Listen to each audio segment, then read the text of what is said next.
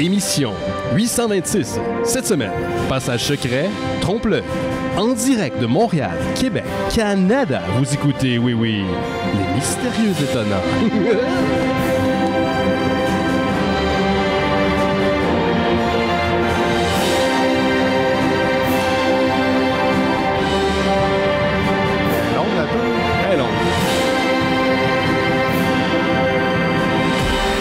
Bonjour à toutes et à tous, vous écoutez Les Mystérieux Étonnants, une émission en balado-diffusion consacrée au BD et à l'ensemble de la culture populaire. Toute l'ensemble.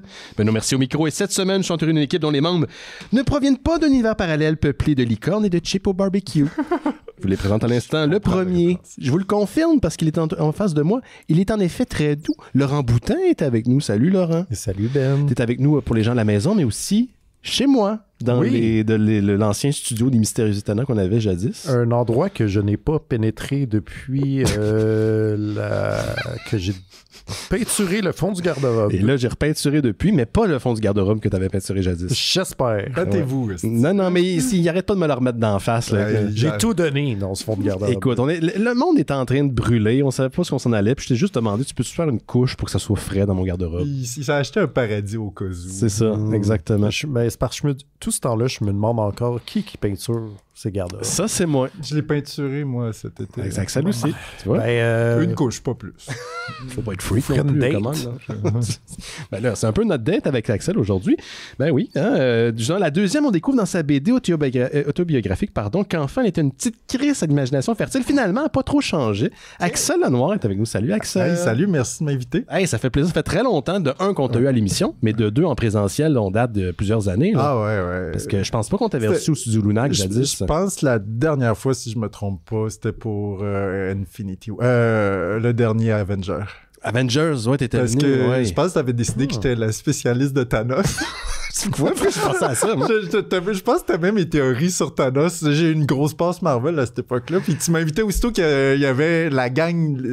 Quand c'était les films qui avaient plus qu'un super-héros, tu m'invitais. Je trouvais ça bien drôle. Puis t'acceptais? J'avais du fun. Mais ça, c'était pré-pandémie. Ouais. C'est ça. Donc, depuis une couple de semaines, on fait ça. On peut, avec les restants de notre studio qu'on avait jadis, recevoir des gens à la maison. Donc, vous êtes sur le cadavre de mes rêves, de nos rêves, j'espère. Donc, on le réutilise pour retransmettre en direct. Ouais, pour vrai, c'est le fun. Moi, je trouve ça super beau. Les gens voient pas comment c'est fait, mais ça respire. Puis c'est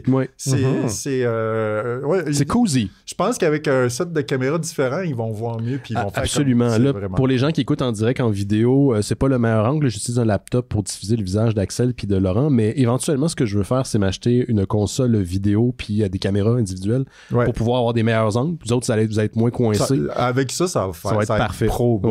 Ça va être un vrai de vrai studio. Je sais pas si c'est un bon setup pour recevoir à l'Action de grâce, par exemple. Écoute, moi, j'utilise même pas cette table-là pour manger. Fait que je suis du genre à manger devant la TV en tant que vieux célibataire. Ouais, écoute. C'est la meilleure façon de ton chip barbecue puis t'as ton orange croche. Exactement. Je me fais des grosses soirées Nintendo. Fait que c'est ça. On reçoit Axel pour parler de sa nouvelle BD Passage secret, Trompe-l'œil, qui est disponible chez les éditions Par. On va consacrer, comme on l'a fait avec Skate Park, comme on l'a fait récemment avec les pires moments d'histoire, l'émission complète sur ta bande dessinée. On va parler que de ça. On va parler probablement de plein d'affaires parce que dans le pré-show avant l'émission, on a parlé de trucs assez particuliers. Mais c'est une discussion qui est large, donc l'épisode va être un petit peu plus court qu'à l'habitude. Habituellement, on fait au moins une heure et demie. Disons 1 heure à peu près. Ouais. Puis, il n'y a pas de stress. Ça va être ça. Puis, en fait, on va se pitcher là-dedans tout de suite, Axel, parce que j'aimerais que tu décrives pour l'audience, ta bande dessinée.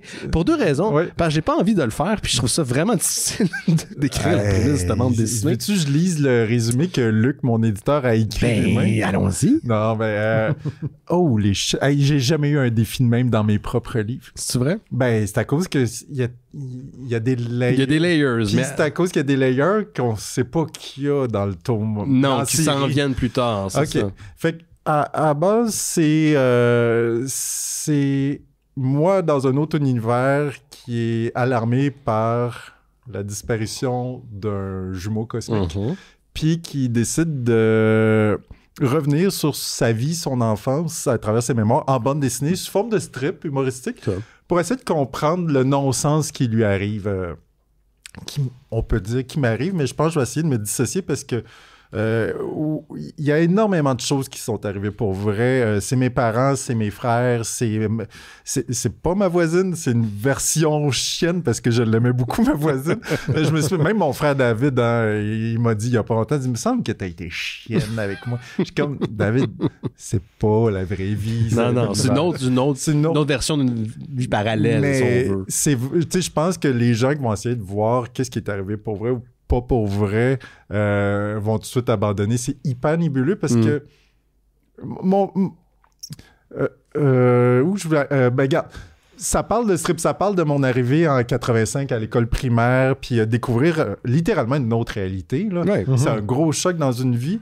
Puis moi qui ne comprenais pas pourquoi c'était normal, puis qu'est-ce qui se passait, puis pourquoi tout le monde fait comme si... C'est l'arrivée à l'école, puis le changement d'une vie d'enfant, passer à jouer, puis là, étudier à longueur de journée, puis même le faire en retournant à la maison le soir, puis trouver... Comment ça que les enfants trouvent ça normal? Moi, quand j'étais jeune, j'avais l'impression que j'allais jamais m'en sortir. Je comprends. Puis après, tu sais, tu vieillis, t'es au secondaire, puis tu sais, ils te disent, ben là, tu vas étudier, puis tu vas travailler, puis moi, j'avais bien beau avoir 16 ans et être capitaine de l'équipe de basket, puis tu sais, ma vie semblait marcher, numéro 1. Moi, mes préoccupations, c'était comme, pourquoi je suis pas une fille, mais aussi, comment je vais faire pour dans 3 ans être en appartement? J'étais encore occupé à combattre ma peur du noir. Tu sais, pas comprendre qui je suis, pourquoi j'ai bouche d'argent. Tu sais, j'en parle dans la bande dessinée, j'appelle bouche d'argent un trauma que je commence à faire la lumière dessus. Mais c'est bizarre. Puis je mêle un peu du paranormal, un peu de spiritualité à travers tout ça. Puis, tu sais, mais c'est aussi très drôle. Je veux pas que les gens à la maison pensent que c'est pas drôle. Moi, j'ai ri tout. Il y a des moments, des faces qui m'ont fait rire, puis j'étais comme, tabarnak, elle a mis ça. Puis je vais le dire, je l'ai dit à Axel tantôt avant l'émission, beaucoup de choses que moi, je me suis retrouvé là-dedans. Ouais. En tant que jeune Benoît, effrayé de l'école, puis pourquoi le monde ils ont l'air à triper d'être ici, moi j'haïs ça, puis attends, on va faire ça toute notre vie est à l'école, puis après on va effectivement l'école finit jamais. Tu sais, c'est genre c'est ça, ça donnait l'impression qu'on allait être comme ça jusqu'à temps qu'on meurt, cette émotion-là. Puis c'était comme ben non. Fait que tu sais, il y a cette révolte là. Puis, petit indice, parce que je veux pas trop en révéler, c'est vraiment une BD, tu sais, il va avoir 1000 pages à peu près à la série. Le premier tome fait 200, le deuxième 300, puis il va juste en avoir 3. J'ai oublié ce que je voulais dire. C'était donc à peu près 1000 pages pour l'ensemble de l'œuvre. Moi, mais je me souviens plus d'avance. Bon, je vais te poser une question d'abord. Ouais. Est-ce que c'est un peu une espèce de processus thérapeutique? Non, c'est ça. C'est là que je voulais aller, justement. Qu'est-ce qui a poussé à ça? C'est quand j'ai fait ma transition en 2018-19 après. Non, ça fait au moins 6 ans. Ouais. Ben, c'est ma 5e année où j'habite, puis j'ai habité à 2-3 ans ailleurs avant. Ça fait. Je sais plus, là. Bon, non. Ça fait assez que fait un bout que je pense plus à ça, mais comme n'importe quoi qui est refoulé, puis ça est dans n'importe quel domaine, c'est pas juste genre gay, lesbienne, trans. C'est plus longtemps que tu vas garder quelque chose, quand ça sort puis tu te permets d'être toi-même, peu importe c'est quoi, tu vas en manger, en rêver pendant au moins 1 an. Les gens vont être écœurés de te voir la face parce qu'ils savent que tu veux en parler encore. Puis moi, j'ai une particularité, je suis vraiment intense quand j'aime de quoi, trop intense. Puis cette année-là, ça n'avait pas d'allure. Puis c'était clair qu'il fallait que je fasse... J'étais tellement bougé par la découverte de moi que... Pas à cause j'étais palmé sur moi, juste parce qu'il se passait de quoi de weird. Mon cerveau commençait à s'allumer. Ouais. Différemment. Puis j'étais comme, il faut que j'en parle, il faut qu'il y ait des gens qui... Puis de l'idée à commencer à le faire... j'avais une subvention du CAL pour le faire. Quand c'est arrivé, j'ai répondu, j'ai fait « Yeah! » Puis là, j'ai fait comme « Hey, je veux plus parler de ça. » ça avait descendu, puis je me rendais compte que moi, je me tanne vite des choses. Pas à cause... C'est un sujet que j'ai encore extrêmement à cœur, mais je me tanne vite des choses.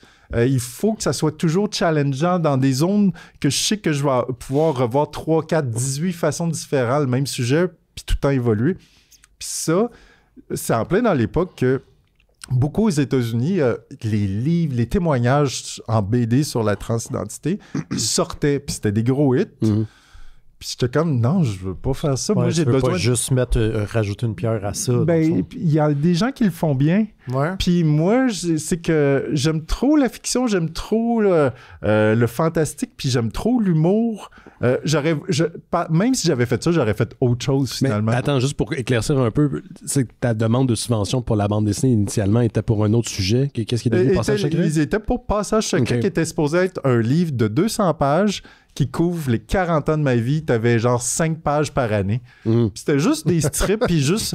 Hey, quel fail! 200 pages que je fais même pas... Je fais 9 mois. On est encore en première année, là. Ah, ça, on c'est fait juste même pas une année scolaire. Même là. pas... Ouais, une année scolaire au complet, that's it. 9 mois. 9 mois pour une année, ça veut dire une série d'à peu près, si tu meurs vite, 58 volumes. C'est ça, elle va être morte, on va devoir écrire encore des volumes. Je peux vous dire, le tome 2 est 300 pages, puis lui, c'est pire.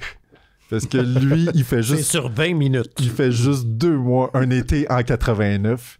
Puis le 3e livre, normalement, va faire de 89 à aujourd'hui. Mais là, je t'ai coupé, donc ton processus il a changé. Le processus a changé pour s'adapter. Je voulais plus m'exposer à ce point-là. Je voulais laisser ça pour les autres. Puis je sais que les gens voulaient un livre. Même mes éditeurs américains étaient comme, voyons, qu'est-ce que tu es en train de faire? Puis c'est correct, je comprends. Ils sont un petit peu plus axés sur le capitalisme, puis ils voyaient l'opportunité. Ouais. Je l'ai dit volontairement à l'époque. J'en parlais aux gens, j'ai décidé, ça sonnait weird, mais pas faire d'argent pour être authentique avec moi. Je savais que je pouvais faire de l'argent avec ça. J'ai fait, non, c'est pas ma voie. Je veux faire rêver les gens, puis je veux parler de la vie avant tout.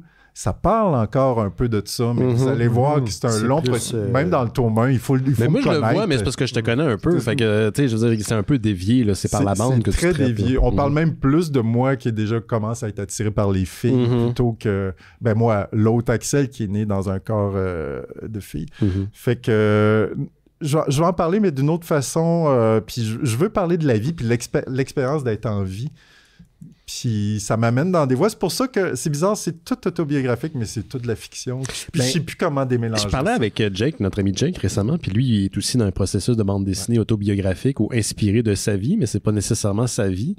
Puis il me parlait de ses difficultés de trouver une histoire qui lui apparaît intéressante pour les gens, mais aussi de traiter les gens qu'il connaît comme nous dedans, sans les choquer ou les... Parce qu'à un moment donné, il me parlait d'une scène avec notre ami Gauthier, où lui et moi, on est dedans, puis de la manière qu'il me l'a présenté, j'étais comme...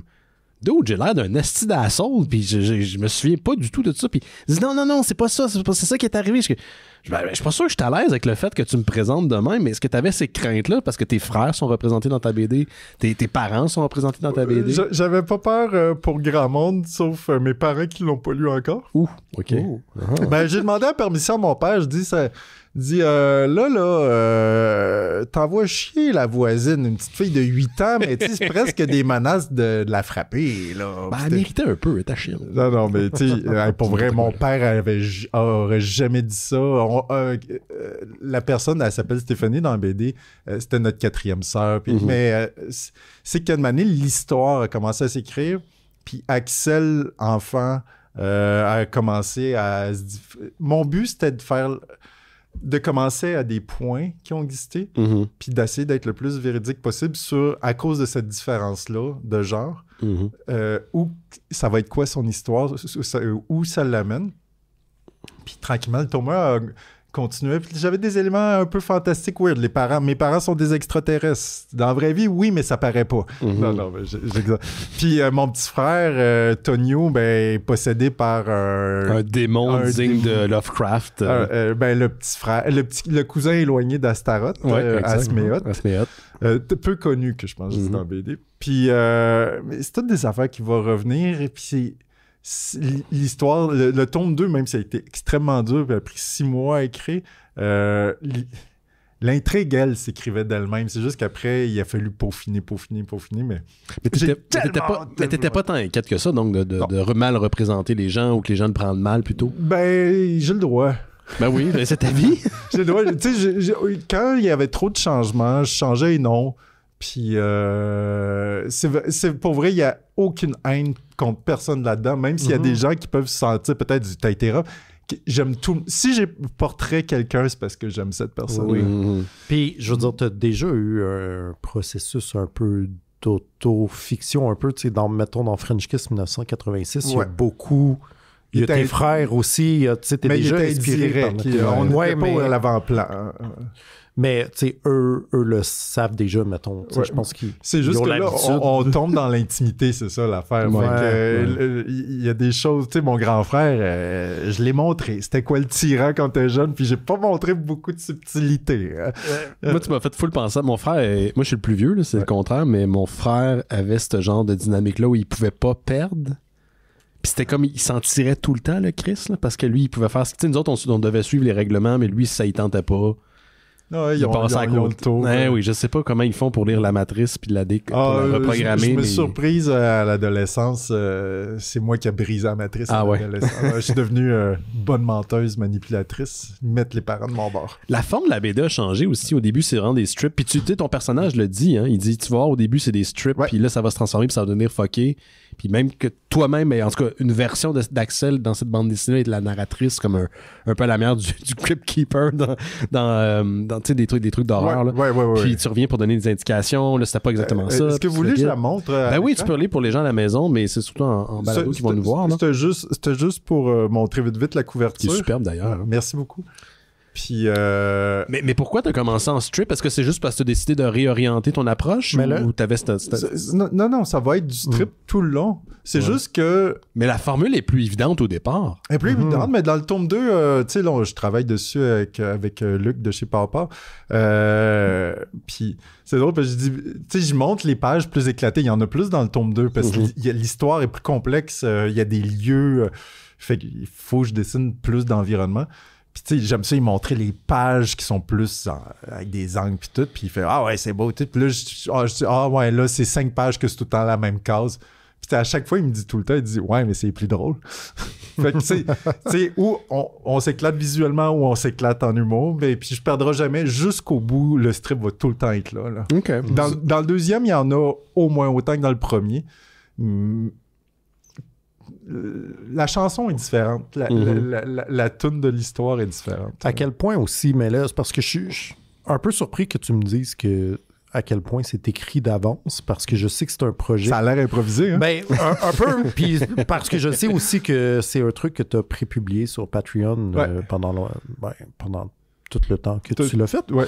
Fait que je pensais que ces changements-là étaient un peu plus improvisés au bout de l'envie du moment et tout, mais là, tu me dis que tout ça, c'est préparé déjà. Tu sais, parce que ça, je sais, le tome 1, ça a l'air d'être des vignettes. Puis qu'on sait pas pourquoi. Je sais que ça fait absurde, c'est peut-être mes synesthésies qui me font penser que... Pour moi, il y a une chanson, puis tout est mis exactement à sa place pour quand on va lire le tout. Ça va faire du sens. C'est à cause... Oui, il y a plein de choses anecdotiques il y a des choses, on va faire, c'était juste pour être drôle, mais c'est tout le temps pour montrer ce climat familial-là. Cette relation, cette petite émotion-là entre le grand frère et la petite sœur, juste montrer que, là, il était fin, ou ci ou ça, ou là, il y a un moment qu'ils se comprennent. Puis pour moi, c'est important parce que c'est l'histoire d'une famille, c'est l'histoire d'un enfant.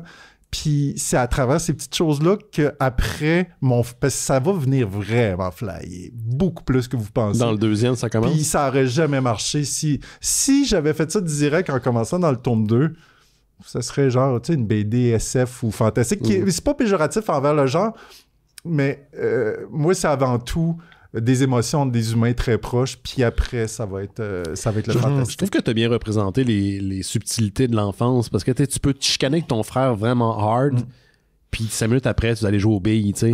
Puis ça, c'est vrai, les enfants, on est comme ça. Si vous avez eu des frères et des sœurs, ça arrive tout le temps, tu sais. Le frère est obligé d'être accompagné, mais il va quand même peut-être te donner une bine. Il n'est pas obligé de t'aimer, mais il va faire ce que maman demande. Toutes ces affaires-là sont représentées dans la bande dessinée. On les haït, mais on prendrait une balle pour eux autres. Ouais, exactement. Pas moi, mais... Non, mais tu sais, c'est ce lien. Je veux continuer à illustrer ce lien de sang-là qui a de quoi pratiquement magique derrière. Tu sais, ça défie un peu la logique. Puis ça m'impressionne. J'aime ce lien-là. J'aime y penser, l'analyser, puis je pense que ça montre aussi beaucoup mes intérêts. Tu disais que tes parents l'ont pas lu encore. T'as-tu l'impression qu'ils vont bien recevoir ça? Ouais. Mon père est fan de BD, puis je pense que là, je commence à faire des choses que même mon père, qui est fan beaucoup de BD, commence à trouver ça flyé plus, là, parce qu'il en lit moins, fait qu'il reste... Tu sais, il a stické puis c'est pas péjoratif, mais c'est plus grand public à Paul ou à Guy Delisle. Je comprends, c'est beaucoup plus accessible pour lui. Fait que là, il est déçu parce que je pense que dans les derniers livres, il fait comme, ben, tu sais, c'est vraiment beau, mais tu sais, c'est tes tripes, là, je les comprends plus trop, là. Hey, là, je parle comme un petit vieux, je parle pas partout comme ça. Fait que là, quand vous allez lire la bande dessinée d'Axel, puis que son père parle dedans. Ça va être Axel Voileux. Axel Voileux, vous l'imaginez. Il parle même pas comme ça. Mais c'est drôle parce que tu représentes tes parents comme ils ont une forme humaine, mais ils ont des gros yeux noirs d'extraterrestres, puis tu sais, au début, j'étais comme, ça veut-tu dire quelque chose? Ça veut-tu signifier quelque chose? Puis peut-être ça va l'être, là. J'ai pas d'informations à ce sujet. Puis à un moment donné, je me suis dit, c'est pas grave. C'est un peu comment aussi un enfant voit ses parents puis les adultes quand ils sont vieux. Tu sais, des espèces de géants qui ont le contrôle sur toute ta vie. Puis tu comprends rien. Tu comprends rien, puis t'acceptes ça en même temps. Puis quand tu leur poses des questions, ils te donnent des réponses, mais on dirait que c'est jamais la réponse que tu... C'est pas satisfaisant. C'est jamais, tu sais, genre, pourquoi on meurt? Puis je pense qu'on est enfant, vu que c'est pas modelé encore complètement, ce cerveau-là. On a des vraies interrogations qu'on fait. Vu qu'il n'y a pas le modelage, on se pose sincèrement ces questions-là, puis il n'y a pas la satisfaction, puis je pense qu'on devient désabusé tranquillement, puis on se dit, bon, on fait comme tout le monde, c'est juste comme ça, that's it. Puis, moi, j'ai jamais réussi à accepter. Il y a aussi une rigidité cérébrale qui se crée avec le temps. Ouais. Même nos goûts musicaux, les goûts en général vont changer. On va être moins ouverts à des nouvelles choses. Rester malléable, c'est un entraînement à temps plein. Puis, moi, il y a un des trucs qui m'a vraiment touché parce que j'étais un enfant excessivement sensible et apeuré de tout. Tu l'étais aussi, là, Axel. Je veux dire, Caroline...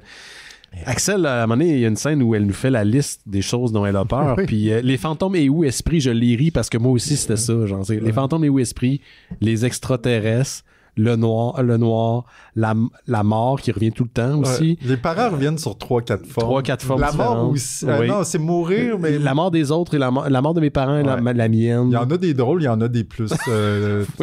mais la liste est longue, tu sais... Là, je sais que je dis même, genre, je sais que tous les enfants ont peur, moi plus. Genre, je sais que ça fait prétentieux un peu, mais je pensais pas survivre. Juste à cause de la peur, je pensais pas survivre. Puis, tu sais, en fait, c'était un long processus à apprendre à se connaître. C'était de l'hypersensibilité incomprise. Puis aussi, tu sais, quand t'es sensible de même, il y a une manière, c'est qu'il faut... Si tu comprends pas ta place, peu importe que ça soit vrai, la réponse ou pas, mais que tu t'en fais pas une raison de qui t'es ou t'es, ça partira jamais. Il faut que tu comprennes ça pour réussir à combattre ça. Puis j'ai eu un relâche cet été. Je pense que j'ai eu une nuit que j'ai eu peur dans le noir, comme quand j'étais enfant, peut-être une semaine. Mais tu sais, c'était même pas grave. C'était juste, donc, c'est quoi cette affaire? Tu sais, genre, ça me faisait rire. Mais j'étais comme, what the fuck? Comme quand j'étais jeune. Puis tu sais, c'est reparti aussitôt. Mais tu sais, je pense que quand t'es jeune, on les simulait plus souvent qu'autrement. Si tu pensais à rien, t'étais correct, puis soudainement, c'est que « Ah non, c'est vrai, j'ai oublié. » Là, tu le sens. Puis là, c'est une montagne qui finit plus. Ben, c'est ça, je pense, c'est ça. Mais écoute, moi, j'ai 42 ans, puis quand je marche de ma chambre au salon, pas au salon, mais ici, dans la cuisine, là, pas loin à côté, tu sais, je marche, puis je me rien. Il faut que je me prime un petit peu, là, parce que il n'y a pas de lumière. Faut que c'est arrivé dans la cuisine que je peux allumer la lumière.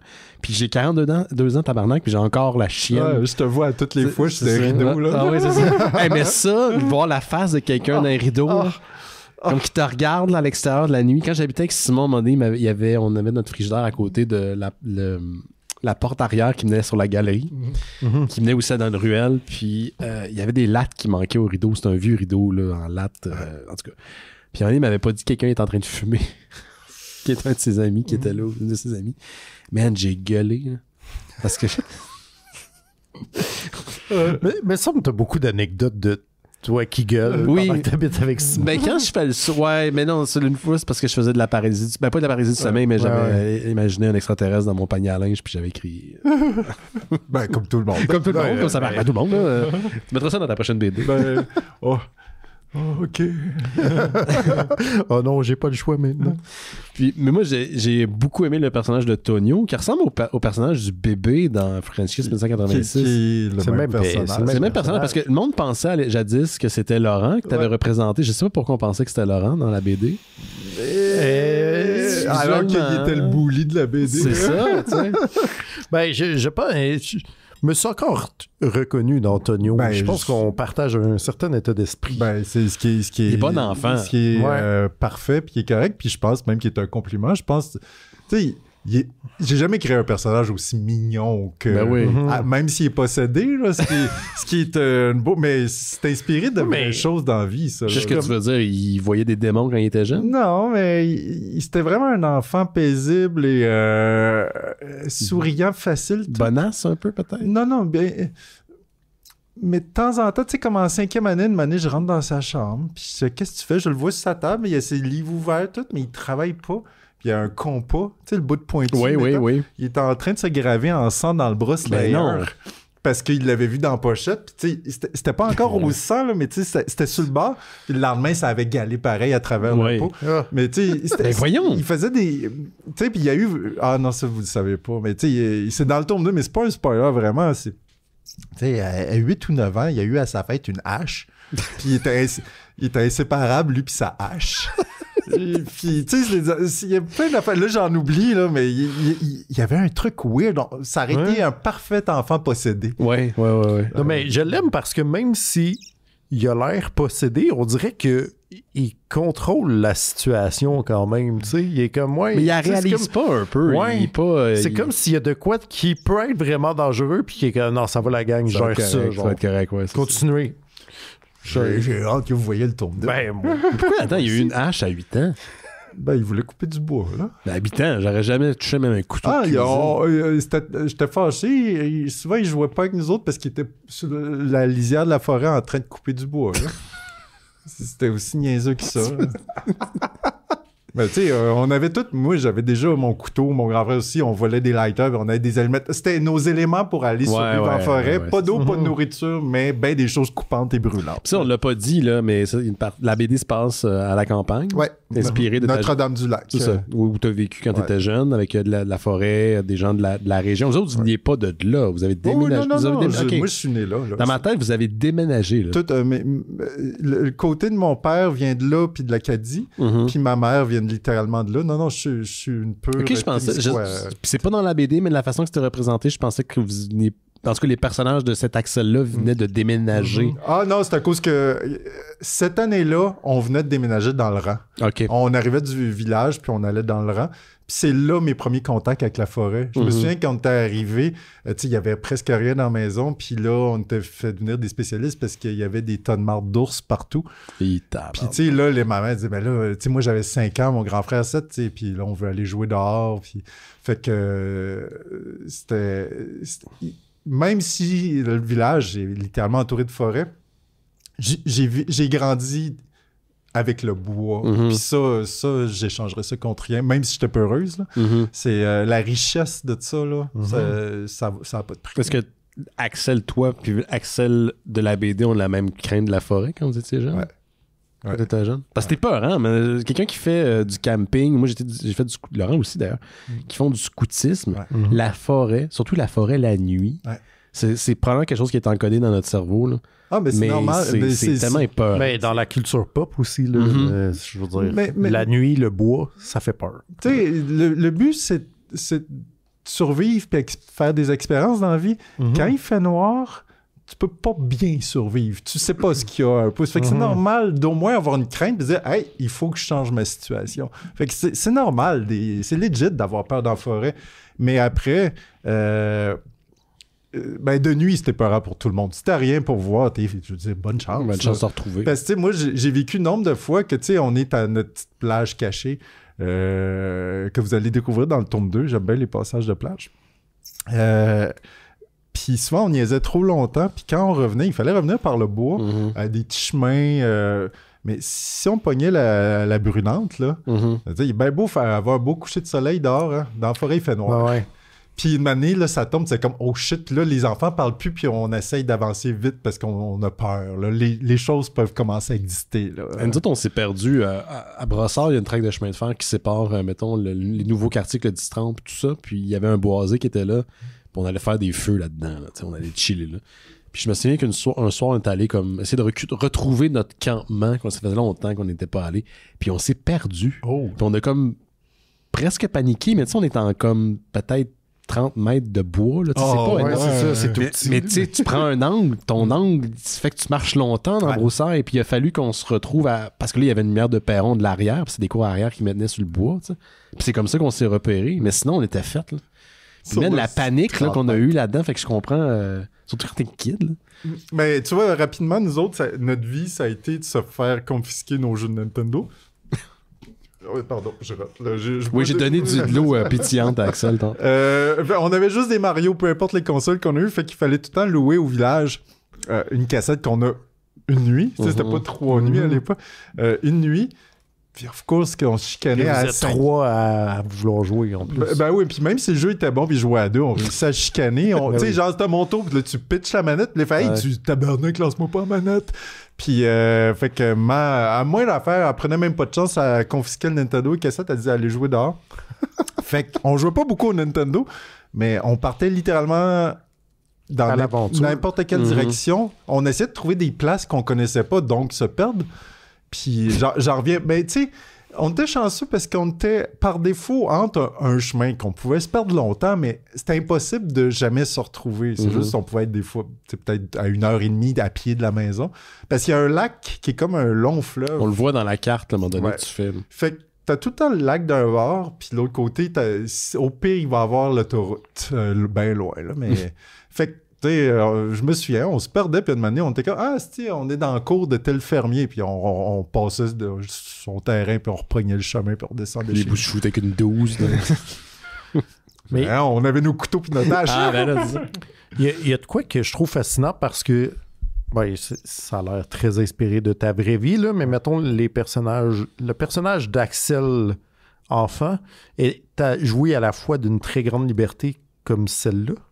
C'est-à-dire de pouvoir errer dans son village, dans la forêt. Ouais. Mais à la fois, elle a l'air absolument pas au courant qu'il y a un monde et des gens en dehors, puis comment ça fonctionne. Tu sais, comme il y a comme les deux.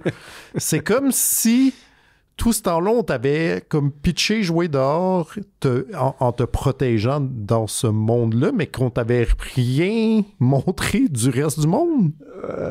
Mais là, je sais pas quelle est la partie de véracité. Je sais pas à quel point. Ah non, ça ressemble pas mal. Mais je vois pas ça de même.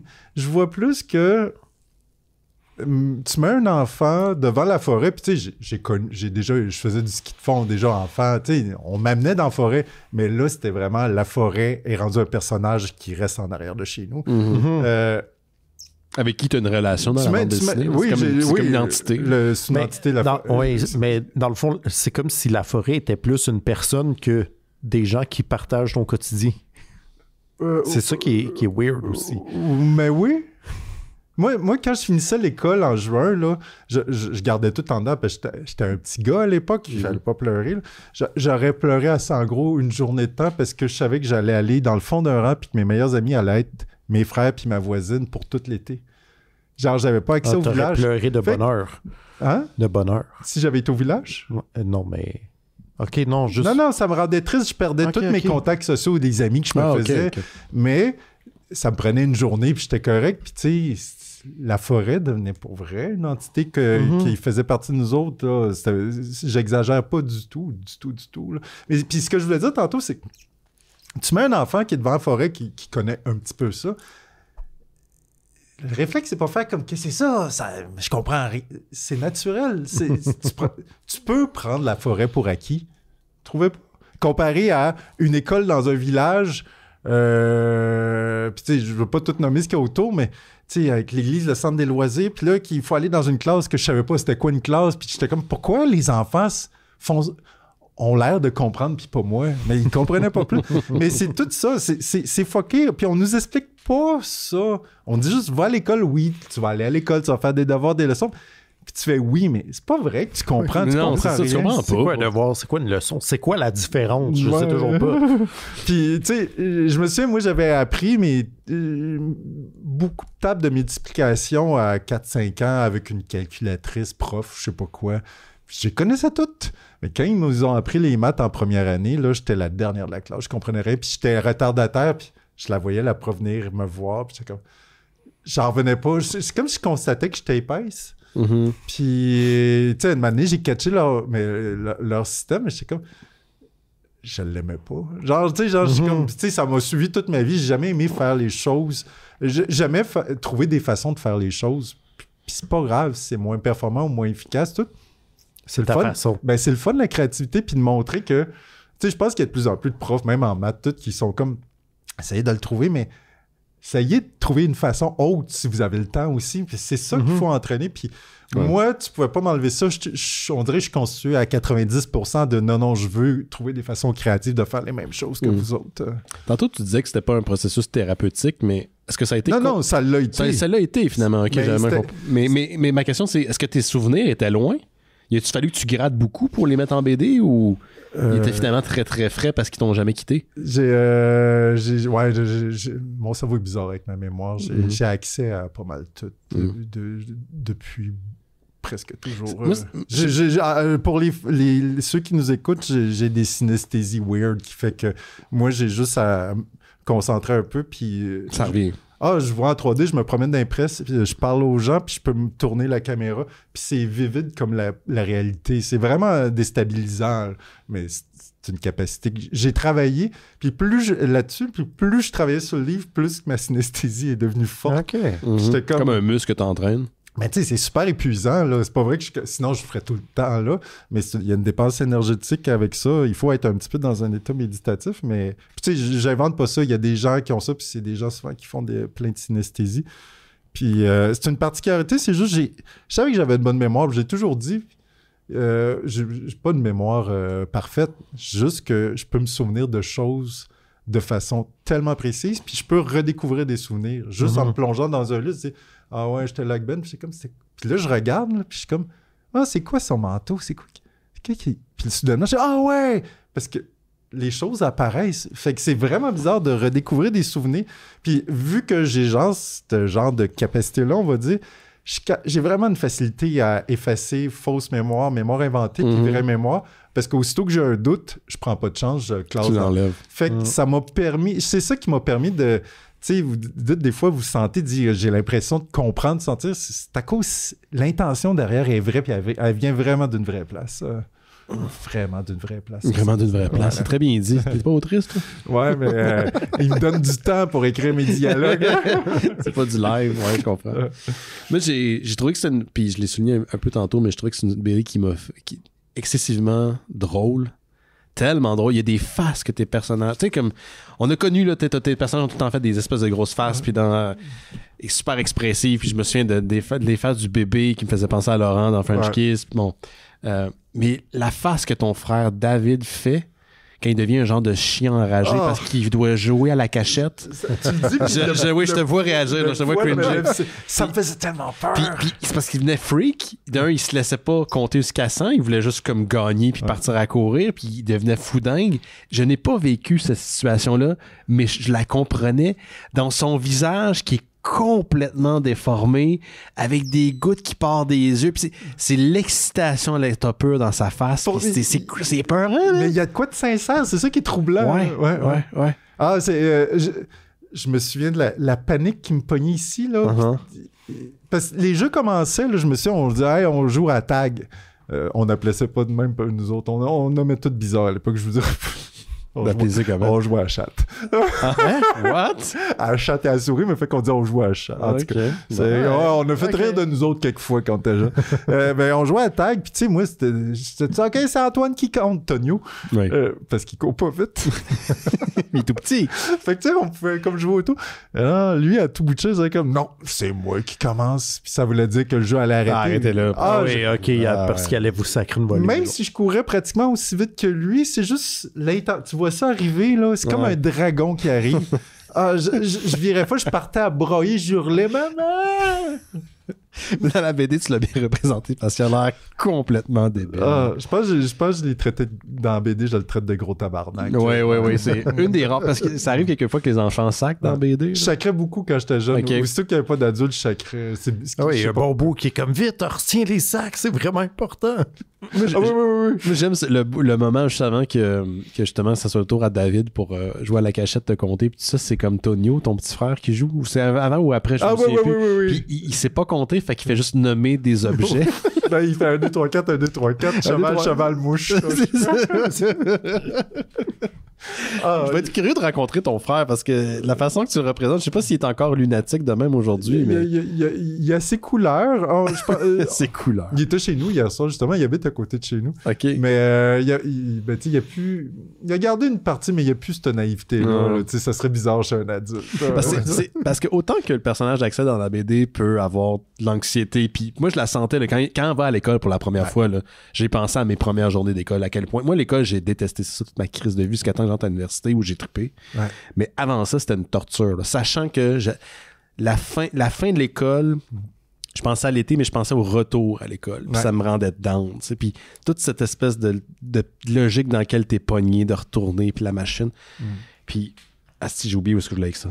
Tabarnak, j'ai perdu mon idée. Moi, je vais rebondir sur une affaire que je trouve vraiment weird. Là. Vous aviez l'autobus scolaire le midi. Oui, j'ai pensé à la même affaire. What the fuck? Ouais, ce qui faisait que j'écoutais les 20 minutes des pierres à feu, mais pas une. Mais attends, il venait vous chercher pour vous ramener après. Il n'y avait pas de cafétéria à l'école. Fait que c'était une vieille école. Ma mère a été à cette école-là quand elle était enfant. OK. Puis, l'école Marie-Immaculée. Mais attends, moi aussi, mon école primaire, il n'y avait pas de cafétéria, mais on mangeait notre lunch dans la classe. Non. Puis ceux qui habitaient proches marchaient jusqu'à la maison. Ça prenait quoi, 1h30 pour le dîner, ça veut dire? À peu près. Là. Je pense qu'il y avait une pause de peut-être 1h30, 2h. Je sais, on arrivait nous autres, on était les derniers à sortir de l'autobus.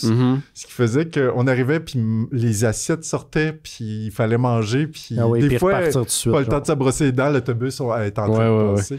J'ai beaucoup aimé comment tu représentes les gags des pierres à feu, ou comme de plus en plus... C'était pas drôle, les pierres à feu, là. C'était cringe, là. Attention, j'aime quand même beaucoup les pierres à feu. Je dis pas que c'était pas bon, mais je veux dire, c'était pas drôle. Mais la façon dont vous riez, vous riez de tout le temps de façon de plus épais. Puis les faces qui deviennent de plus en plus molles, puis ta mère qui catch. Oui, ta mère qui est comme, qu'est-ce qui est drôle? Je pense que son âme la quitte, là. Elle dit pourquoi j'ai fait des enfants. Mais c'est le bout où j'y ris parce que c'est comme en 3 temps, là. Puis à chaque fois, vous êtes plus débile. Vous êtes colon dans votre rire. C'est comme vraiment des jokes adultes en plus. Là, fait que comme clairement, vous les comprenez pas vraiment. Mais c'est juste à cause qu'elle dit Bronto Burger. Tu sais, genre, quand t'es jeune, tu ris pas de les mêmes affaires. Je l'ai tellement fucking ri. Puis j'étais assez contente parce que je voulais faire une émulation, mais j'étais comme... Je pense que ça pourrait être littéralement un épisode des pierres à feu. Le dialogue. Il se pognait souvent avec Arthur pour des raisons. Puis je pense qu'à un moment donné, c'est arrivé pour vrai que Fred a perdu sa job à cause qu'il se pognait le bain. Puis dans cet épisode-là, il avait fait rentrer Arthur à la job. Puis là, il était en chicane.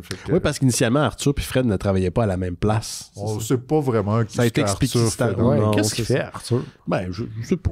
Il a travaillé à la carrière. Un moment donné, il faisait du judo. C'est vrai. Il y a un kangourou. Mais Fred était tout le temps dégueulasse avec Arthur, puis tu le représentes ça dans l'échange, puis il le traitait de gros épais, pourquoi t'es ami avec ce gars-là, man? C'est dégueulasse, c'est toxique au bout. Son 5 dans le village. Parce que sa tondeuse est dans son garage. C'est ça, sa tondeuse. Sa tondeuse qui passe des commentaires smartass. C'est une joke qu'on aurait pu entendre au démon du midi, ça. Oui, clairement. J'ai aimé que tu te souviennes que les maisons étaient aussi infiniment grandes, là, parce qu'ils pouvaient marcher sur un fond d'Anna-Barbara sans fin. Il y a 1 an et demi, j'ai vu en usager le coffret des pierres à feu en anglais. Puis j'ai pas de problème. J'aime mieux la version française, mais québécoise. Puis je sais pas pourquoi. En plus, c'était pas cher, c'était 30$. Quand même pas si bien. J'ai fait une autre fois. J'ai pas besoin de ça, puis je le regrette parce que ça jouerait. Moi, ça a été influencé par l'époque Tiki. Il y a plein d'épisodes. C'est très années 60. Ouais, c'est des restants de l'après-guerre, ce mouvement que tout est beau, tout est fun, il y a plus de problème sur la planète. Puis un peu comme Gilligan. Tu sais, on retrouve c'est. Il y a une naïveté dans Flintstone qu'il n'y avait pas. Si tu le refais aujourd'hui, il va toujours avoir un contexte plus moderne. Ouais. Ça va être des iPhones, des iRock. Ouais. Des affaires de même. Ben, c'est spécial à dire parce que mes grands-parents ils disaient ça quand on était un peu plus jeunes, qu'ils ont vécu le plus gros gap d'évolution. Mais tu sais, j'étais comme ouais, c'est bizarre, nous autres c'est normal. Puis tu sais, là on arrive dans la quarantaine, j'étais comme ouais, non, nous autres aussi. On en a vécu sur Internet. Genre, je suis plus sûr que la suite m'intéresse tant que ça. Ouais, je catch. Là, il faut que tu m'expliques un affaire, puis c'est quelque chose que j'ai beaucoup apprécié dans la bande dessinée, c'est le moment où tu as une tradition avec tes frères. Vous regardez le catalogue Sears, puis vous décidez des achats. Ouais. Ben, pas des achats, mais des cadeaux de Noël que vous allez avoir. Ça s'appelle quête identitaire. Hein? Parce que nos parents n'ont jamais accepté des listes. Non. Mais c'est se faire une personnalité. On faisait ça avec les encyclopédies des animaux. On faisait ça avec des revues de chars, avec tout. Mais le top, c'était le catalogue de Noël parce que ça se pouvait. C'était un événement. C'est un événement à maison. Faisait les jouets, on finissait souvent en chicane. Je sais que... Fait que vous choisissiez chacun par page un jouet, c'est ça? Des fois, c'était tant qu'il y a des jouets, puis il y avait la formule Ultimate, comme on voit dans BD, qu'on faisait le catalogue au grand complet. Je trouvais ça adorable. Pourtant, c'est tellement plate, là. Il y avait tellement de pages, ce catalogue-là. Oui, mais attends, il y a tout le temps des petites zones qui te sauvent. Au début, t'as les pierres. Les pierres de naissance. Fait que t'as des bijoux, puis là, tu te dis... Et là, après, là, les brassières, ben, tu fais semblant de pas aimer ça, mais t'aimes ça. Ou les messieurs en bobette. Puis là, t'avais les systèmes de son, t'avais un peu d'éléments de sport, si t'aimais sport, puis c'est quoi... La chasse aussi. Sac de couchage, ça se pouvait que t'aies des G.I. Joe imprimés là. Tu sais, genre, tu cherchais. Il y avait moyen. Fait qu'il y avait le bout des souffleuses, on skippait. Mais la plupart, on les faisait, puis à la fin, ben, c'était l'affaire. C'était le Golden Nugget. C'est comme quand tu vas voir un show qui est... Tu veux voir la dernière partie, mais il y a 3 parties. Là, t'as plus d'énergie pour la finale. T'es comme, j'ai eu un peu de fun les autres, mais j'aurais dû rentrer plus tard. Mais c'est pas vrai. J'ai jamais trippé autant sur mes cadeaux que comment j'ai trippé sur le catalogue de Noël. Pourquoi vous n'aviez pas plus qu'un? Tes parents après en acheter pour tout le monde? Ça aurait été plus simple. Non, mais attattends, t'achetais pas ça? Les catalogues, ça arrivait par les... déposer ça sur votre grand-mère ou une tante qui en a. Il y a moyen d'en avoir, non? Je sais pas, c'est pas moi qui allais chercher. Non. Mais je sais que c'était... Si on n'avait pas... Je pense qu'il y a une année qu'on n'a pas eu. Une année, puis... mon Dieu, je l'ai pas trouvé drôle. Où on était passé de Sears à distribution consommateur. Ah non, c'est pas le fun. C'est pas satisfaisant. Mais nous autres, on les découpait. On les découpait pour... On demandait l'objet carrément. Ah non! On les collait. Hey, tu sais que les jouets qu'on nomme à bien des places, là, c'est les vraies descriptions, puis c'est les vrais jouets qu'on a demandé. Attends, tu te souviens des descriptions? Ouais. Mais je me souvenais, je cherchais juste j'ai trouvé les archives. Je me souvenais pas des textes. Mais je me souvenais, je voulais retrouver tel jouet, je savais quelle page avait tel jouet.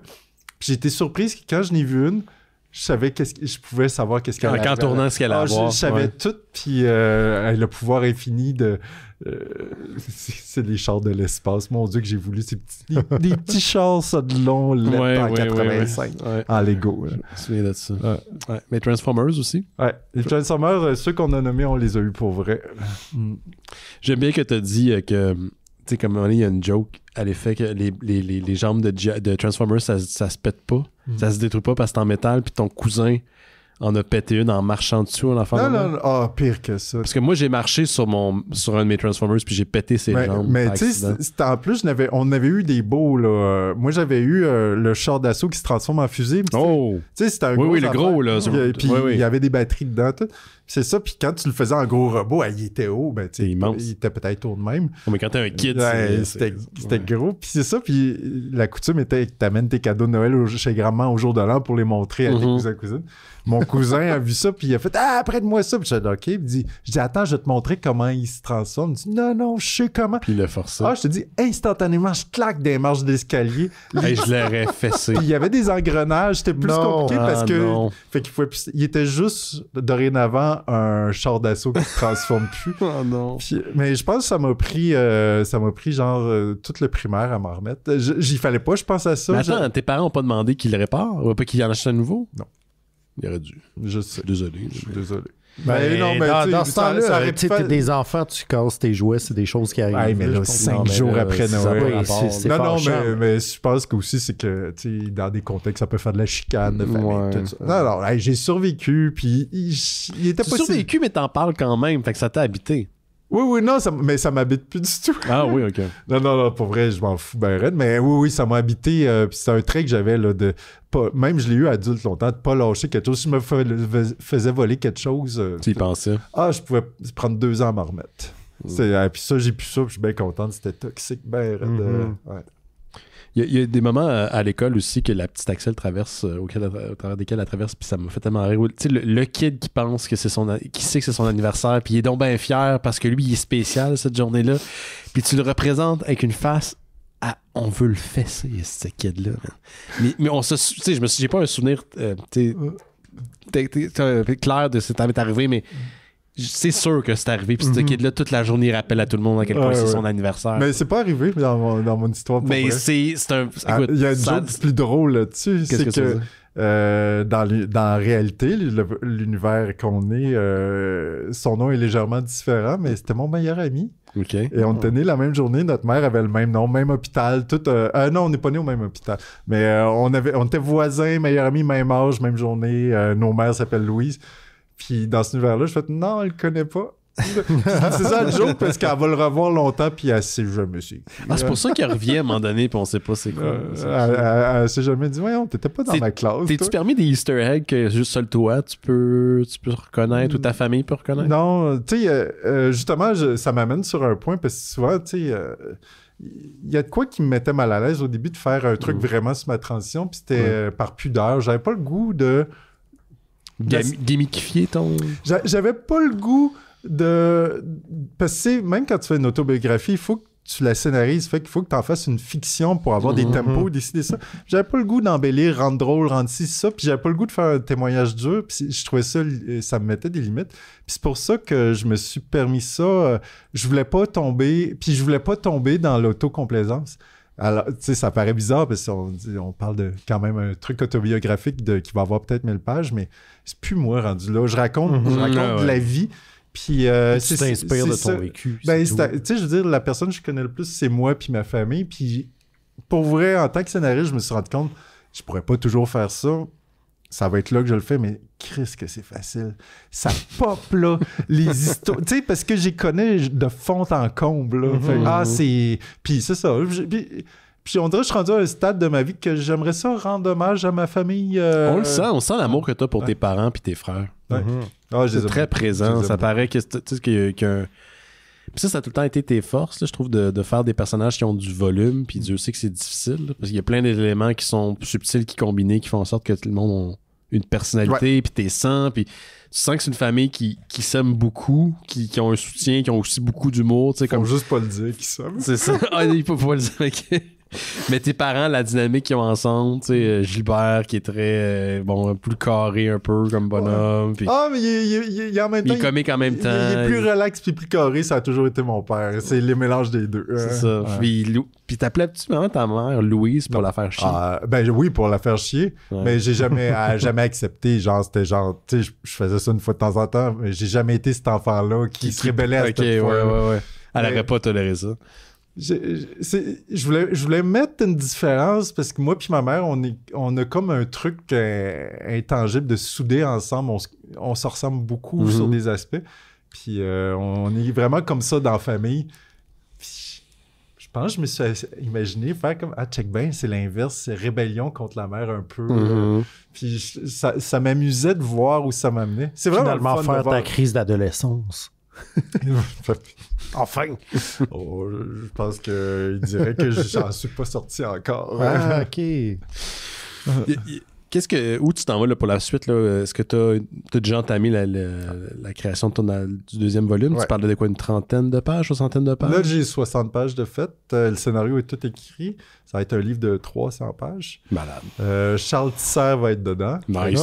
Si ça peut faire vendre fascinant. Des livres. Oui.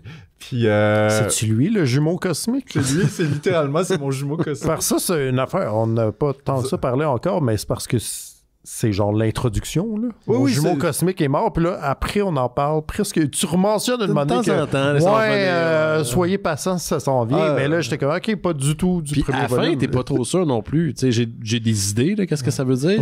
Moi, je suis vraiment... Je fais partie de ceux qui croient vraiment que le processus, c'est plus important que la finalité, là. Puis c'est pas... Je vais essayer de faire une super finale pareil, mais...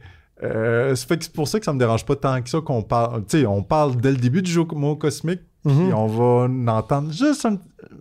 Ça va être... C'est frustrant, je pense.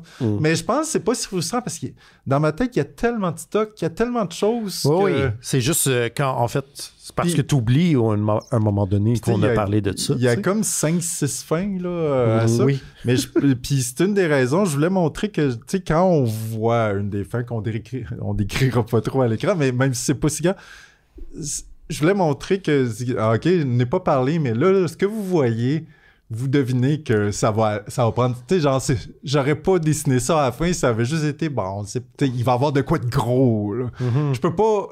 Après ça, Tu peux pas en parler sans le spoiler. non, mais après ma finale, je peux pas juste faire comme repartir. Tu sais, il faut que ça décolle là-dessus. Fait que dites-vous que c'est une suite directe au tome. Ok, c'est un Halloween 2, genre. C'est comme ça commence ou ça finit. Genre. Oui puis non, là, mais vous allez comprendre. Au niveau du ton, au niveau des sujets qu'on parle, mais c'est pas... Après, c'est 3 ans plus tard, mais c'est littéralement dans le sujet de suite. Ok, mais tu vas pas passer 9 mois de ta vie pour chaque album, ça marchera pas, là. Dans le sens que c'est la première année d'un enfant, la première année Ouais. à l'école, mais le prochain tome, ça sera pas ça. Là. Le deuxième, ça va être 2 mois de ma vie en Mon Dieu, ça 89. finira jamais. C'est l'été. Puis le 3e tome, normalement, je fais le pont de 89 à aujourd'hui. Ah oui, ok. Ouais. Ok, ça fait que c'est vraiment 2 mois là, pour le deuxième album. Ah ouais. Ok. Puis je pense sincèrement que c'est la meilleure chose de très loin que j'ai jamais écrit. Il y a de l'horreur. Oh! Ouais, Il il y a de tout le temps un l'épouvante. peu d'épouvante. Comment? Il y a tout le temps un peu d'épouvante. Ah non, dans tes mais affaires. là, je pense que je pense que j'ai réussi ce que je voulais, aller dans une zone d'inconfort. Ok, fait que ça va être comme les Harry Potter. Plus ça va être violent. J'espère que ça va être pire que Harry Potter. Mais non, pour vrai, je suis vraiment content. Le tome 2 est drôle. Les gens vont pleurer, puis les gens vont avoir peur. Non. Ouais. Puis tu vas le faire comme pour Patreon, comme pour le premier? Non. Non, juste Ça a trop été dur. Il fallait faire les... Qu'est-ce qui a été dur? Ben, c'est à cause que... Il fallait que je prenne de l'avance, que mes traducteurs fassent la traduction en plein petites shots. Puis ça, c'est pas...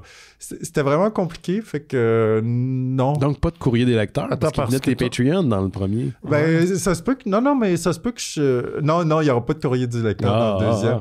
Ça serait vraiment pas à propos. Mais il y a des cahiers d'activité si ça peut vous consoler. Des cahiers d'activité. Ouais, il y a des cahiers d'activité. Fait que c'est ça, tome 2 spécial. Tome 3, je le dis pas trop, mais je commence à avoir pas mal. Ça prend forme. Le tome 3 risque d'être psychédélique. Excellent. Excellent. Qu'est-ce que tu l'as demandé, Laurent? Ben non, mais ça nous amenait sur un terrain un peu plus technique, là, mais la version anglaise est parue vraiment, vraiment avant. 2 ans et quelques avant. Ouais. Qu'est-ce que... Parce que COVID. j'ai longtemps été genre attends, comme... C'est le dos large, le COVID. Là. Il y a le dos large un peu. Parce que j'étais comme, ah ouais, il y a un nouveau livre de Axel, mais pour moi, ça faisait aucun sens de le lire en anglais. Ouais. Parce que je te connais depuis trop longtemps, puis on pense pas qu'on a jamais parlé en anglais ensemble. Pas mal certain que non. We can start now. Why would you play talk English with each other? Ben c'est ça, fait que j'étais comme, je vais attendre en français, mais... C'est vraiment une série. Ce livre-là, moi, je l'ai même pas encore. Je l'ai pas vu. J'ai une version mal imprimée. OK. T'as le test. Ce livre-là a été difficile à sortir, pour vrai. Le COVID est arrivé, il est sorti en plein des émeutes aux États-Unis. Nice. Tu sais, j'étais comme tabac. Puis d'ailleurs, tous les émeutiers avaient une copie. Hein? Non, mais... qui avait volé en cassant des vitrines. C'est pour le Québec, c'est que le temps qu'on gère ça avec Papa, l'imprimeur pouvait pas faire de la couleur sur ce format-là. C'est un livre plus gros que... en fait, il est gros comme Football Fantasy de Sviane. Mm-hmm. Puis, pour moi, Sviane avait tout volé le papier avec ses 500 pages. Non, mais il y a eu des concours de circonstances qui avaient tout le temps été repoussés. Puis jusqu'à la dernière semaine, il y a eu des genre... L'univers veut pas que ça sorte. Tu sais, le lancement que j'ai dû annuler, mais l'imprimeur avait réussi à en avoir 100. Là. Il y avait une bande là qui arrive jamais. Là. Il y a un truc qui arrive jamais qui est arrivé. Puis c'est correct, je pense que c'est vraiment une erreur que tu peux pas calculer. Puis, mais tu sais, après Salon du livre lancement, puis j'ai décidé que je m'amusais à voir jusqu'où que ça va aller, mais je l'ai pas encore. OK, ma question, c'était à quel point ça t'a rendu anxieux? Non, je l'avais déjà vécu avec une BD qui s'appelait Locke à l'époque. Oui. Il était sorti genre un an et demi après que je l'avais fini. Puis tu sais, j'étais comme ça, pas de là, là c'est pire. Puis j'ai lâché prise complètement. Ça m'amusait pour vrai. J'étais comme, pour vrai, là, il va-tu avoir la fin du monde? J'étais comme, ça serait drôle, hein? Ce livre-là sort pas à cause de la fin du monde. Je serais comme, ouais, c'est pour ça. Mais tu me disais l'autre fois que c'est comme celui-ci, Passage secret, c'est l'objet en tant que tel, c'est celui dont tu es le plus fier. Ouais. Qu'est-ce qui te fait triper dans l'objet comme tel, dans l'album comme tel? Parce qu'il est vraiment beau. C'est, ce qui me fait triper, c'est que c'est pas méchant envers personne, mais les États-Unis, je fais tout à ma tête. Mm-hmm. Puis là, Luc me dit non, là, on va faire ça bien. Luc, ton éditeur. J'écris des histoires, je fais des visuels. Puis après, tous les aspects graphistes, ça, là, des fois, il faut choquer un petit peu contre moi. Puis si on me donne, pas choquer, mais si on me donne... Je suis une tête de cochon j'ai tout le temps tout fait tout seul, fait qu'il faut juste me dire pourquoi. Faut que t'aies les arguments. Les arguments, puis à chaque fois il m'est sorti, puis j'étais comme, ouais. Ça a du puis bon ça, pour vrai, c'est vraiment la meilleure version, je pense, qu'il pouvait avoir. Tu sais, il y avait même pas de sous-titres en anglais, puis j'étais comme, non, il manque de quoi. Puis je suis vraiment content. Trompe-l'œil, là. Ce livre-là s'appelle pas Trompe-l'œil pour rien. Tu sais, quand on dit que tout ce qu'on parle depuis tantôt, là, que c'est plus que je dis, c'est pour ça qu'il s'appelle Trompe-l'œil. Puis pour les gens à la maison, il y a un dégradé près du personnage que je trouve vraiment incroyable. On en a parlé avec Axel avant le début du show. Là. Puis je sais pas, ça a rajouté un petit quelque chose vraiment le fun. C'est vraiment un bel album. C'est aussi... merci beaucoup. C'est un rappel pour le rouge rosé du titre aussi. Là, mais merci. Parfait. Est-ce que tu as quelque chose que tu voudrais qu'on traite avant qu'on y aille? Parce qu'on a fait notre heure, mais qu'est-ce que tu voudrais que les gens retiennent ton pitch de vente? Est-ce que t'es... Mon pitch de vente? Moi, j'espère que les gens vont le prendre pour ce qui est... je sais que... comment dire? Je suis agace avec le jumeau cosmique. Mm-hmm. Arrêtez de penser. Ayez juste du fun, vivez l'aventure, vous allez voir ça. Si vous aimez ça, je pense que vous allez aimer ça, mais au final, ça va être plus payant. C'est toujours difficile de parler d'un album quand les gens ne l'ont pas lu encore parce que tu as peur de le spoiler. En même temps, il faut parler de certains éléments qui se retrouvent, mais la seule chose que je veux dire, c'est que je sais pas à quel point une conversation fait du sens pour quelqu'un qui l'a pas lu, mais c'est une lecture qui en vaut vraiment la peine. Puis tout ce qu'on vient de dire, je trouve que même les trucs qui sont plus hard, même les trucs qui sont anxiogènes, tout se fait dans une certaine légèreté très naturelle. Mm-hmm. Ou le sarcasme. Mais tout ça coule. C'est pas lourd pour moi. Puis c'est une BD qui a beaucoup d'émotions aussi. Je veux faire vivre des émotions. Pour moi, là, c'est toujours à propos des émotions. Puis c'est une gamme d'émotions. Quand je disais que c'est une chanson, fait que moi, rester sur la même note, là, tu sais, un livre qui est triste, comme ça n'existe pas d'envie d'être juste triste. Je veux montrer une gamme, puis je veux surprendre. C'est les contrastes qui fait que ça marche une année. Puis je vais jamais arrêter. Puis sincèrement, ça me fait peut-être prétentieux, mais je pense, tu sais, ça fait 20 ans que je fais de la BD. Ouais. Je pense que j'arrive à peut-être l'œuvre qu'on va m'identifier. Tu sais, je vais peut-être faire meilleur, mais être moins accessible plus tard, mais j'ai l'impression que ça va être la série on va se rappeler de moi pour ça. Ça le souhaite. Ouais, moi, gros statement. T'as quand même déjà un bon back catalogue. Mais je pense, tu sais... c'est peut-être parce que c'est la plus personnelle aussi. Ben, le trois quarts des livres que j'ai faits, puis ils ont tous été faits avec de la franchise. La franchise que je pouvais avoir, peu importe. Sur le moment, oui. Sur le moment, mais... Tu sais, le trois quarts, c'est écrit Michel Falardeau. Ça change de quoi en mots t'as dit au niveau du contenu, pour vrai. C'est vrai. Puis, c'est ça. Puis, j'essayais de pogner en Europe. J'essayais de pogner. Je voulais faire de l'argent. Je voulais... Oui, tu sais, j'ai fait de la BD... Dans le sol de chez tes parents. Ah, il fait longtemps, ça. Mais même après... Au début. Oui, au début. Je suis retourné chez mes parents pour commencer la bande dessinée à 22 ans. Mais... je faisais les choses pas pour les bonnes raisons, puis il fallait que j'apprenne à me connaître, puis savoir. Puis Moi, je voulais avoir du succès. Puis c'est pas être riche, je voulais juste genre, non, j'ai décidé de faire de la BD, je vais être la meilleure. C'était comme ça que j'approchais tout dans la vie à l'époque. Puis, une année, je me suis rendu compte, disant non, il n'y a rien de ça qui va me rendre heureuse un jour. Puis c'est pour ça que tu sais, quand je dis que j'ai pas fait une BD directement sur la transidentité, ça me fait un peu un pincement parce que je sais que j'ai des lecteurs, des lectrices qui auraient voulu avoir ça. Qui auraient voulu, mais dites-vous, je pense à vous, puis ce livre-là, au final, va être à propos de ça quand même, mais ben c'est drôle parce que c'est très peu, c'est pas vraiment adressé directement dans la BD, mais en te connaissant depuis longtemps. Je pense les gens qui me connaissent pour ça, tu le sens tout de suite que ça fait partie de l'ADN de la bande dessinée. Pourquoi je pense même les gens qui te connaissent seulement à travers tes livres. Je veux dire, moi, je l'ai vu en librairie, des gens qui étaient comme, c'est qui cette autrice-là? Ça ressemble donc bien à Michel Falardeau. J'étais comme, laisse-moi t'expliquer qu'est-ce qui se passe. Puis ils sont comme, ah, ok, cool. Comme j'aimais déjà ça, je vais continuer à aimer ça. Mais je pense que même si c'est des gens qui te connaissent pas personnellement. S'ils savent la chose. Ben, c'est ça, mais je pense que, tu sais, je veux dire, t'as quand même un dessin qui est identifiable, puis qui est la suite. C'est différent de ce que tu faisais avant, mais c'est quand même une suite logique, tu sais. Quand même, je pense qu'il y a des gens qui ont suivi ça sans te connaître non plus, puis je pense que à ce moment-là, ça devient un peu... pas tant un statement, mais on comprend. Ça s'adresse. Tu sais, je parlais des émotions tantôt. Moi, c'est tout le temps à propos du senti. J'aime pas qu'on essaye de me gaver avec peu importe des sujets, des concepts que même j'adore, tu sais, le féminisme, n'importe quoi. J'aime pas ça, faire gaver. Puis c'est pour ça, des fois, je devrais peut-être l'être plus, mais j'aime ça juste une petite vague d'émotion. Puis les gens, soudainement, savent des choses sans les savoir. On dirait que c'est le subconscient qui le sait, mais le conscient, il fait comme non, je continue, il est où le gag?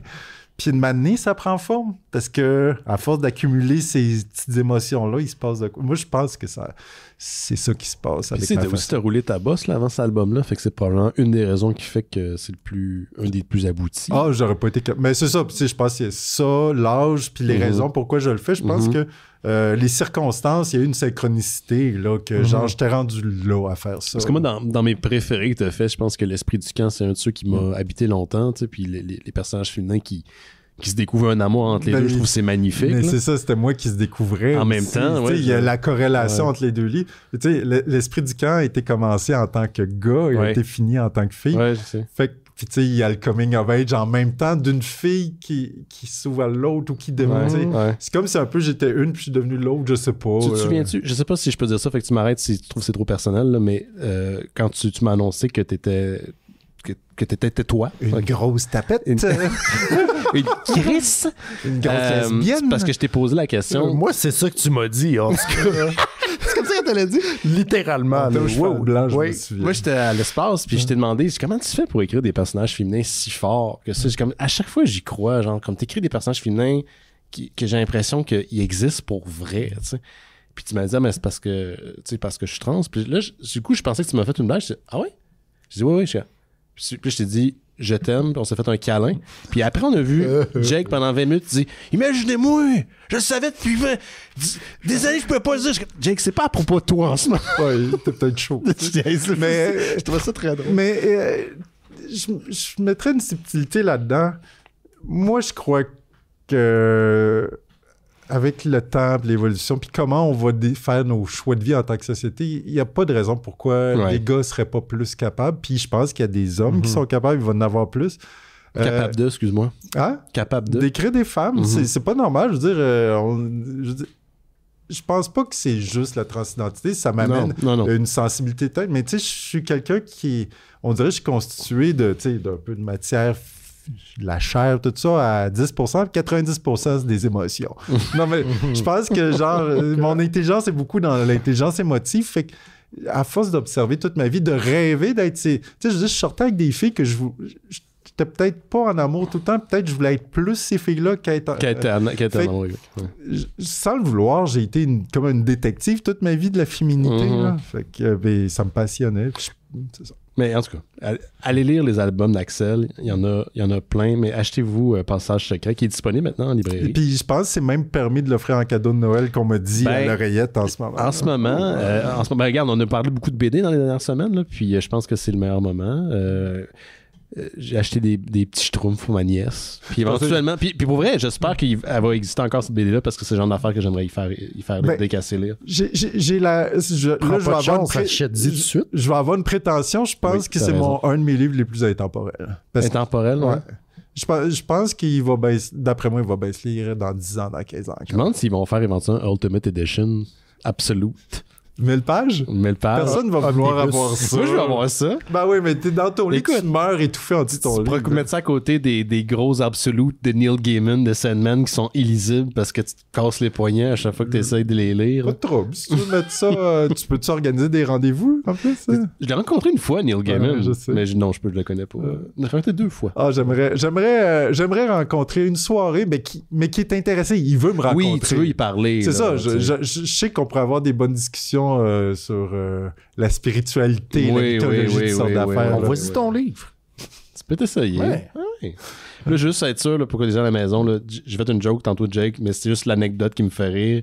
C'est aussi quelqu'un qui est très, très sensible et qui t'a tout appuyé pendant plein d'années. Là, fait juste être certain voulez-vous que je fasse l'ultimate commentaire? Sure, vas-y. Hein. Jake a souvent dit au mystérieux, si je me souviens bien, que j'y ai sauvé la vie. Mais ce qu'il dit souvent pas, c'est que lui, à son tour, il me l'a sauvé. Je pense que sans lui, je faisais pas de transition puis je survivais pas. Puis il a su mettre les bons mots puis être la bonne personne avec le bon caractère à la bonne place. Ouais. Il y a cette intelligence-là.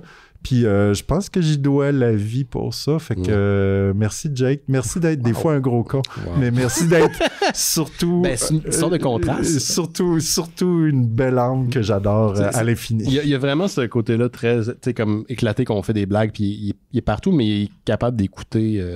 Jake a une des plus grandes maturités à ce niveau-là. Il m'impressionne. J'ai l'impression qu'il a 200 ans des fois quand il écoute, qu'il est là pour toi. Là, des fois, le regarder aussi, il a l'air d'avoir 200 ans. On fait des blagues. Jake est vraiment un champion de l'écoute, je trouve. Puis ça, c'est un truc que j'ai vraiment aimé dans la BD. On va pouvoir arrêter ça après te libérer, Axel, parce que t'es fan de ta tante, mais de voir représenter plusieurs auteurs de BD Disney.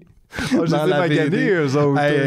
Jake est dedans, Caroline Brault est dedans, Lee Carpentier est dedans, puis tu reconnais, de dos j'ai reconnu Julien Paris-Sorel. Il y a Gauthier qui se gratte le menton à un moment donné, la copine d'Olivier qui est la directrice du Festival BD Montréal, voilà, elle aussi. Fait que moi, pourquoi je suis pas dedans?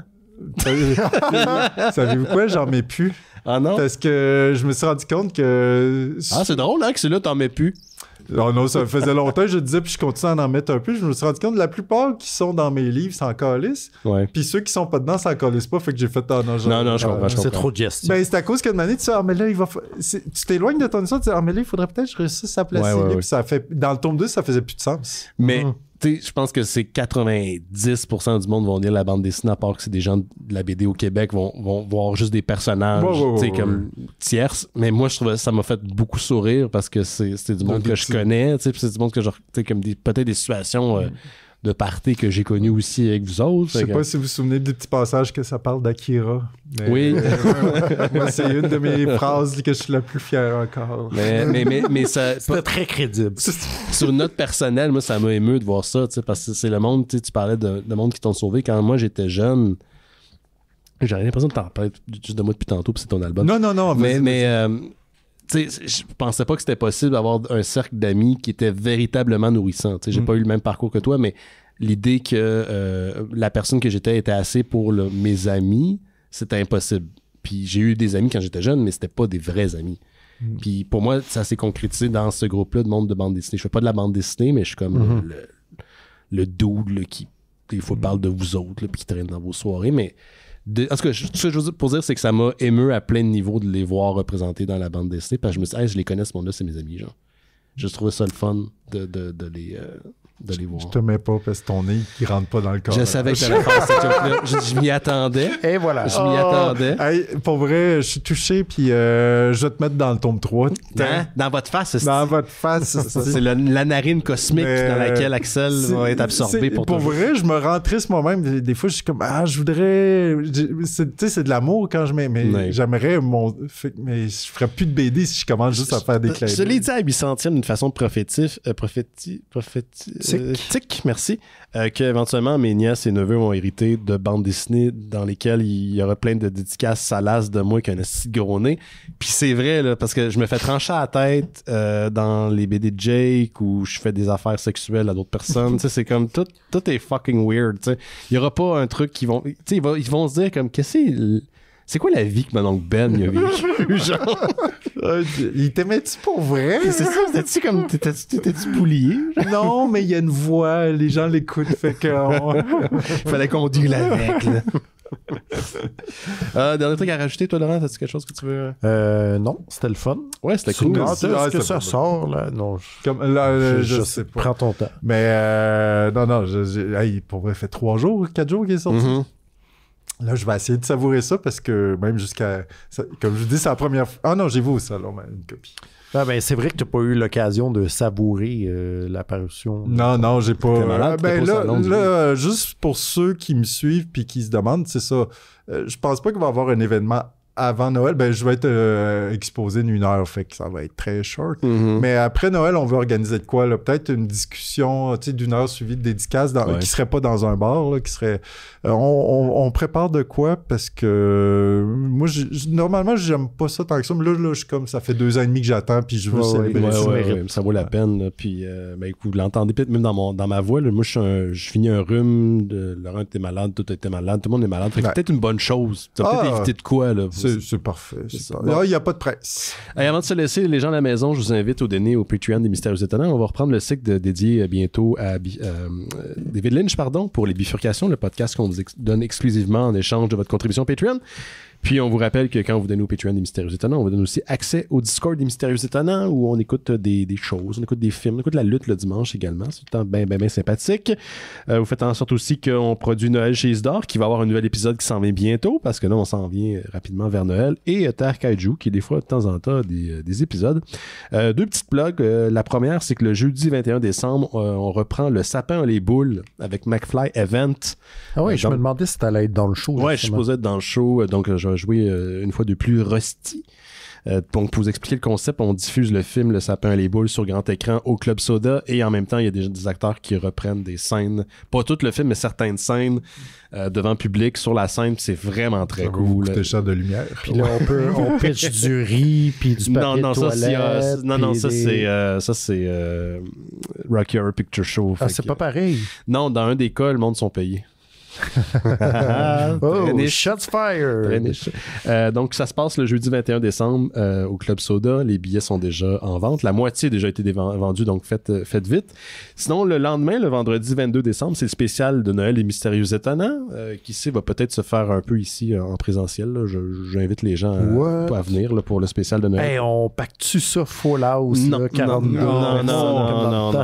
Ça là c'était souffrant là. Ouais, toi t'aimais pas ça dans le temps qu'on faisait ça. J'ai jamais aimé ça, mais tu sais, je vous aimais, mais j'étais comme, mon Dieu, ça s'appelle de l'inconfort de Noël. Ça. Comment ça, de l'inconfort de Noël? Physiquement, dans place, c'était inconfort. T'aimes pas ça, être empilé, quelqu'un en dessous, quelqu'un en dessous? Je pense que j'ai jamais été autant empilé de mais je pense qu'il y a du monde qui aimait cette trip-là de se retrouver empilé. Moi, j'étais souvent en bas en train de fumer à moins 30, puis j'étais comme, ça se peut pas. Là.